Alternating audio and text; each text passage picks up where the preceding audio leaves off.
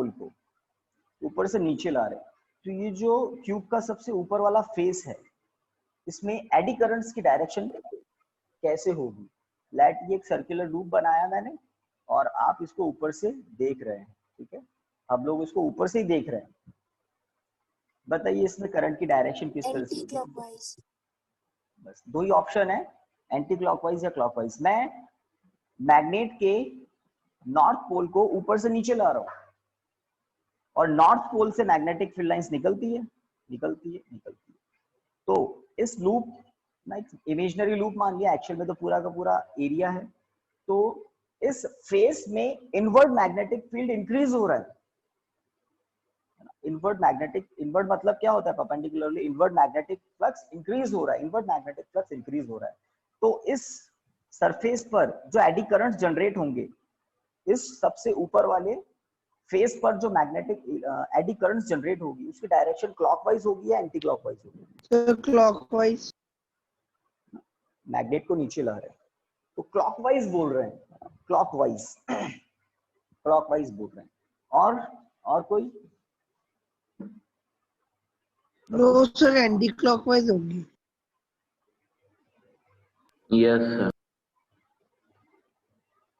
तो ये वो फेस है, पूरा क्यूब नहीं बना रहे, क्यूब का ये सबसे टॉप वाला फेस है और हम मैग्नेट को नीचे ला रहे हैं, है ना, और नॉर्थ पोल सामने है, नॉर्थ पोल इसके पास आ रहा है।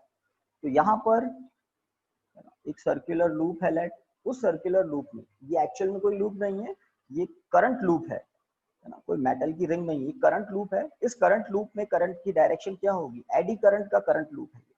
तो क्लॉकवाइज भी बोल रहे हैं, एंटी क्लॉकवाइज भी बोल रहे हैं। और कोई नया? और कोई नया? इस मेटल सर इनवर्ट के लिए तो एस बनेगा, मतलब क्लॉकवाइज, बट उसको अपोज क्या हो रहा करने के है? लिए क्या हो रहा है ना? बिल्कुल आपकी बात सब कुछ सुन रहे हैं। क्या हो रहा है? तो परपेंडिकुलरली इनवर्ट मैग्नेटिक फ्लक्स बढ़ रहा है। जैसे जैसे एन पोल नीचे आ रहा है, कौन सा मैग्नेटिक फ्लक्स बढ़ रहा है?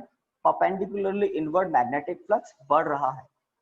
अब उस, है ना, इंक्रीमेंट को कंपनसेट करने के लिए, कंपनसेट करने के लिए, हिसाब बराबर करने के लिए, एडी करंट कुछ इस तरह से जनरेट होती है कि इंक्रीमेंट को अपोज कर पाए। तो खुद का करंट, है ना, करंट लूप जो बनेगा, एडी करंट का जो करंट लूप बनेगा, उसका खुद का करंट, खुद का मैग्नेटिक फील्ड किस तरह से होगा?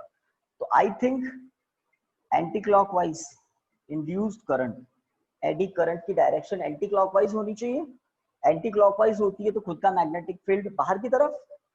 तो जैसे जैसे नॉर्थ पोल नीचे आएगा, परपेंडिकुलरली इनवर्ट मैग्नेटिक फ्लक्स बढ़ रहा है। इस इंक्रीमेंट को कंपनसेट करने के लिए, इस इंक्रीमेंट को कंपनसेट करने के लिए एडी करंट की खुद की डायरेक्शन कुछ इस तरह से हो जाएगी कि खुद का मैग्नेटिक फील्ड बाहर की तरफ हो गया कंपनसेट। तो अंदर की तरफ वाला मैग्नेटिक फील्ड, मैग्नेटिक फ्लक्स बढ़ रहा है, तो खुद का मैग्नेटिक फ्लक्स बाहर की तरफ हो जाएगा, तो कंपनसेट होगा ना। तो यहाँ पर मुझे दिख रहा है एंटी क्लॉकवाइज, एंटी क्लॉकवाइज होना चाहिए एडी करंट को, एडी करंट्स को एंटी क्लॉकवाइज होना चाहिए। और इसके अपोजिट अगर आपको कहते हैं कि दूर जा रहा है, दूर जा रहा है, तो ये क्रॉस वाला जो मैग्नेटिक फ्लक्स है, इसमें डिक्रीमेंट होता, कमी होती, और कमी को कंपनसेट करने के लिए एडी करंट्स को कुछ इस तरह से सेट होना पड़ता कि कमी को कंपनसेट किया जा सके। क्लॉकवाइज, क्लॉकवाइज होता तो खुद का मैग्नेटिक फील्ड क्या होता? इनवर्ट। तो कमी को कंपनसेट कर लेता ये इंक्रीमेंट, ये क्रॉस। तो एडी करंट्स के लिए भी हम यही कहते हैं, the direction of eddy currents is always such, it opposes the cause which is responsible for its production। और इस important fact को ध्यान में रखकर हम एडी करंट्स के बहुत सारे एप्लीकेशंस देखते हैं। एक अच्छा एप्लीकेशन है मोटर व्हीकल्स में जो स्पीडोमीटर्स होते हैं ना, स्पीडोमीटर्स। तो हमारे टू व्हीलर हो या फोर व्हीलर हो, उसमें जो फ्रंट व्हील होता है, यहाँ पर होती है शाफ्ट, बीचों बीच होती है शाफ्ट।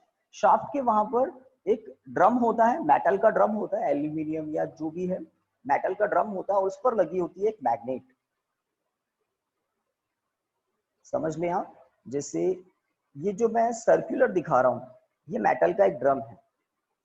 जैसे ये मार्कर का एरिया ऑफ क्रॉस सेक्शन है। इसके अंदर एक मैग्नेट है, स्ट्रॉन्ग मैग्नेट होता है। जब व्हील घूमता है तो ये ड्रम घूमने लगता है, या ड्रम को तो फिक्स मान ले, जब व्हील घूमता है तो ये मैग्नेट व्हील की शाफ्ट के साथ कनेक्ट होता है। तो जैसे जैसे मैग्नेट घूमता है वो इस ड्रम में क्या जनरेट करता है, एडी करंट्स।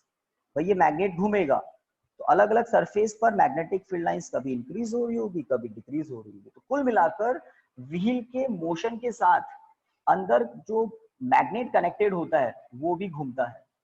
और ये जो सिलेंड्रिकल ड्रम है ये इस मैग्नेट के साथ कनेक्टेड नहीं है, ना व्हील के साथ कनेक्टेड है। इसका कुछ अलग तरह से सिस्टम होता है कि ये जो ड्रम है ये अपोजिट डायरेक्शन में घूमने लगता है बिकॉज ऑफ एडी करंट्स, एक टॉर्क लगता है।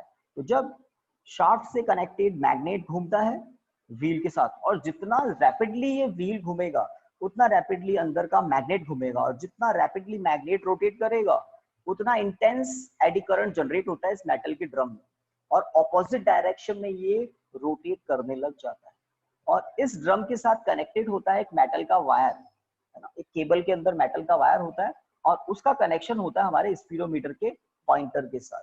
जब ये ऑपोजिट डायरेक्शन घूमता है तो इस केबल में स्ट्रेच आता है, खींचता है, और हमारा पॉइंटर हमें आगे दिखाई देने लगता है। जितना फास्ट रोटेट करेगा व्हील, स्पीड जितनी ज्यादा होगी, रोटेशन उतना ज्यादा होगा, उतना इंटेंस एडी करंट यहाँ जनरेट होता है, उतना इफेक्टिव टॉर्क से ये सिलेंडर ऑपोजिट डायरेक्शन में घूमता है, और वो पॉइंटर हमें दिखा देता है instantaneous speed of the vehicle. तो एडी करंट्स के बहुत सारे फिनोमिनास हैं। एक मैग्नेटिक ट्रेन्स जो होती है उसमें मैग्नेटिक ब्रेक्स होते हैं, तो मैग्नेटिक ब्रेक्स भी इसी पर काम करते हैं कि जितना ज्यादा, है ना, मेटल के व्हील्स, ट्रेन्स में मेटल के व्हील्स होते हैं, वो जितना ज्यादा फास्ट चलते हैं तो उनमें एडी करंट्स जनरेट होता है। लेकिन कब, उसमें एक सिलेंड्रिकल सिस्टम होता है जिसको हम कहते हैं सोलेनॉइड। तो जब तक हम सोलेनॉइड में करंट फ्लो नहीं करेंगे मैग्नेटिक फील्ड नहीं होगा। जैसे ही करंट फ्लो करेंगे मैग्नेटिक फील्ड आ जाएगा। तो ट्रेन को अगर रोकना है तो उन सोलेनॉइड्स में, सिलेंडर होते हैं व्हील के वहां पर, उन सोलेनॉइड्स में करंट जनरेट करना पड़ता है, करंट फ्लो करना पड़ता है। और बहुत फास्ट ब्रेक लगाना है तो करंट का मैग्नीट्यूड ज्यादा करते हैं, स्लो स्पीड से ब्रेक लगाना है तो करंट का मैग्नीट्यूड कम रखा जाता है। तो करंट को कंट्रोल करके ब्रेकिंग सिस्टम को कंट्रोल किया जाता है इलेक्ट्रिक ट्रेन्स में। और मेटल के व्हील्स के वहां ये सिलेंडर लगे होते हैं, बाहर से सिलेंडर ही दिखते हैं, एक्चुअल में सोलेनॉइड होता है, मल्टी टर्न कॉइल होती है जिसमें करंट फ्लो करने के बाद इंटेंस मैग्नेटिक फील्ड सेट होता है, और वो मैग्नेटिक फील्ड सीधा कहाँ स्ट्राइक करता है, मेटल के व्हील्स, और व्हील्स रोटेट करते हैं, एडी करंट जनरेट होता है, और एडी करंट उस कॉज का अपोज करते हैं जो उनके प्रोडक्शन के लिए रेस्पॉन्सिबल है। तो इस तरह से ब्रेकिंग सिस्टम काम करते हैं। एक था इंडक्शन फर्नेस। इंडक्शन फर्नेस का बताया मैंने आपको, ये एक वुडन प्लेटफॉर्म है, या एक ऐसा प्लेटफॉर्म है जो नॉन मेटेलिक है। नॉन मेटेलिक प्लेटफॉर्म पे उस ओर को रखा जाता है जिसके अंदर मेटल्स है, ओर समझते हैं ना, जिसमें नॉन मेटेलिक और मेटेलिक सब मिक्सचर होता है। अब यहाँ पर क्या किया जाता है, इंटेंस मैग्नेटिक फील्ड अप्लाई करते हैं और उसको क्या करवाते हैं, चेंज कराते हैं, वेरिएबल मैग्नेटिक फील्ड यहाँ अप्लाई करते हैं। तो ये जो mixture of metal, non metallic substance, यहाँ सब कुछ है। तो इस प्लेटफॉर्म पर, जो नॉन मेटेलिक प्लेटफॉर्म है, इस पर इस ओर को रख दिया और मैग्नेटिक फील्ड को क्या कर रहे हैं, हाई फ्रीक्वेंसी के साथ चेंज कर रहे हैं। जब मैग्नेटिक फील्ड हाई फ्रीक्वेंसी के साथ चेंज होगा तो इसके अंदर जो मेटल के पार्टिकल्स है, मेटल है इसके अंदर, उस मेटल में एडी करंट जनरेट होती है, एडी करंट। और एडी करंट का आता है हीटिंग इफेक्ट। मेटल में जब एडी करंट जनरेट होती है तो इलेक्ट्रॉन्स फास्ट रिवॉल्व करते हैं और वो दूसरे इलेक्ट्रॉन से कोलिजन भी करते हैं। Because of collision between the electrons heat generate होती है। इलेक्ट्रॉन की काइनेटिक एनर्जी किसी दूसरी एनर्जी की फॉर्म में निकलती है और वो एक्चुअल में हीट एनर्जी है। बहुत अंदर की बात बता रहा हूँ।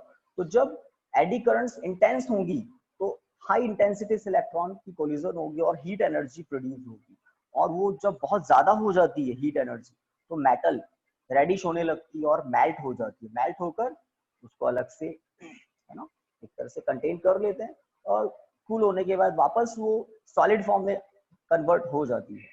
तो इसका एक आपको यूट्यूब का वीडियो भी सेंड किया था, उसमें आप देखेंगे मेटल का एक छोटा सा सिलेंड्रिकल, है ना, बिल्कुल सस्पेंडेड हो जाता है। वो सस्पेंडेड भी क्यों होता है, क्योंकि वो हल्का सा भी नीचे ऊपर मोशन करता है ना, वर्टिकल डायरेक्शन में, तो वही एडी करंट उसके मोशन का अपोज करती है, तो वो इंटेंस मैग्नेटिक फील्ड में सस्पेंडेड ही हो जाता है।